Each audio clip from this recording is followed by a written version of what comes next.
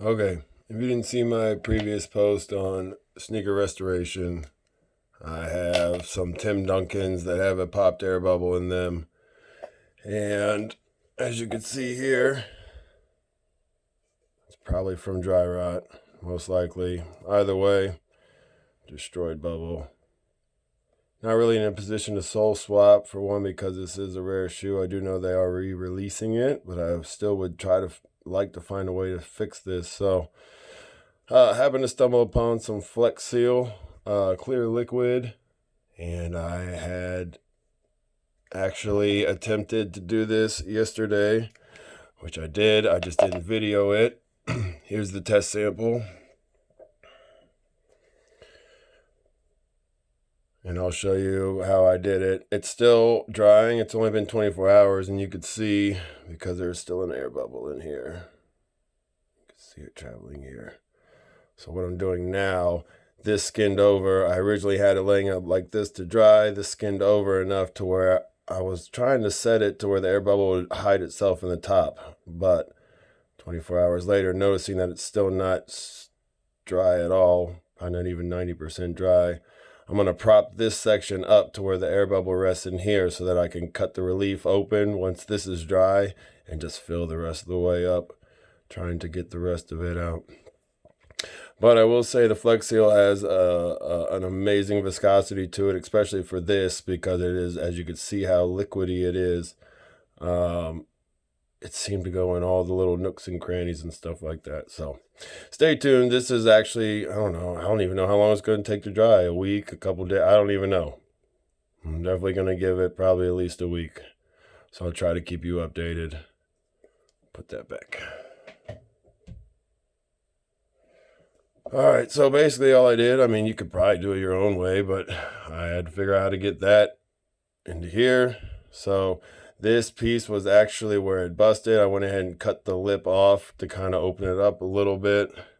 I'm thinking that may work. That may be just big enough to work. So got some of this foil tape. I like it because you can bend it. I'm just going to kind of half-ass cut a little hole about the size of that bubble in the middle. I did it a different way yesterday. I did it with just this poly tape that it's actually sitting on back there, and did a couple pieces, and it actually worked pretty well. But I will tell you some definite problems that I ran into. Turns out I had another separation, that other sole on the back side, and it was leaking out before it could even really dry. So that was a complete mess. Yeah, I was able to clean it up and get it to skin over enough to where it stayed in there now. But this time I'm thinking, I went ahead and looked at all the shoe, and this little spot here that was cracked. So I got that sealed up really nice. And I'm going to now take this, I don't know, probably something like this, over the hole, smooth it in real nice. This tape has a pretty good adhesive to it. I mean, the nice thing about the Flex Seal, it's not like water thin, but it will definitely travel. So if you can, really try to rub this stuff in. I want a really nice seal. And then why I chose the foil tape is so I could lift these corners up like this and kind of make a little trough, learning from my struggles of yesterday. Probably something like that.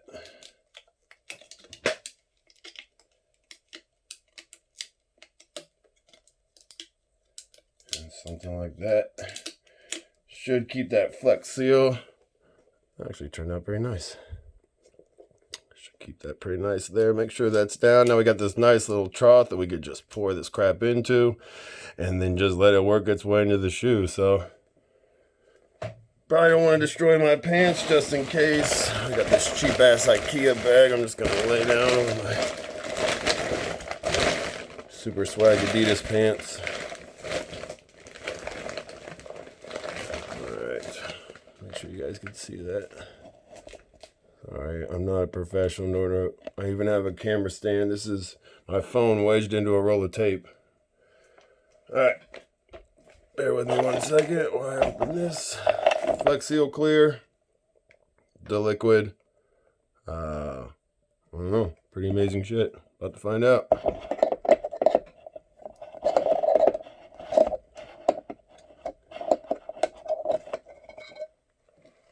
Probably a much easier way to get this stuff in there. I was thinking like one of those little mini quart lip things that clips on, and you could just probably just, you know, it clips onto here. You could probably just like pour right into our little trough we made, but I don't have one of those. So I just took some latex glove just to make sure I don't get gnarly. And just this little cheap ass, I don't know, container. And I just scoop and pour. So that's what we're going to do. It is definitely messy. So, obviously, I wasn't super prepared to do this, but like I said, I think through more preparation, you can really perfect this process. And then we're just going to pour it right in. Probably should have made my trough a little smaller, just so it would force it right in there. I'll probably just have to take a brush now. Careful not to get on the rest of your shoe like I just did. Well, the trough seems to be working pretty nicely. This stuff does really seep in nice. Let's see if I can get you a better look here. My bad. Alright. The trough, I don't want to tilt it too much and spill out. But now maybe we just take a little cheap ass brush of some sort. Heck, whatever. I really wasn't prepared for this part. I was gonna say if I couldn't use a Q-tip, don't hate me. Really, at this point, probably just keep pouring until it gets in there.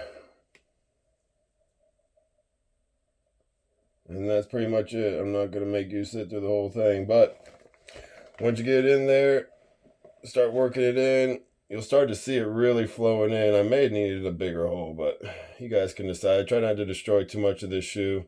I think at the end, I'm probably going to do the last finisher with maybe shoe goo, something a little more malleable to where maybe I could sand it at the end. And then obviously we're just going to have to paint this air bubble. But we could possibly save this Tim Duncan. And I'm about that life. All right, y'all, stay tuned. I'll keep you updated on the drawing of the original. And then just any other problems. If you have any other suggestions, let me know.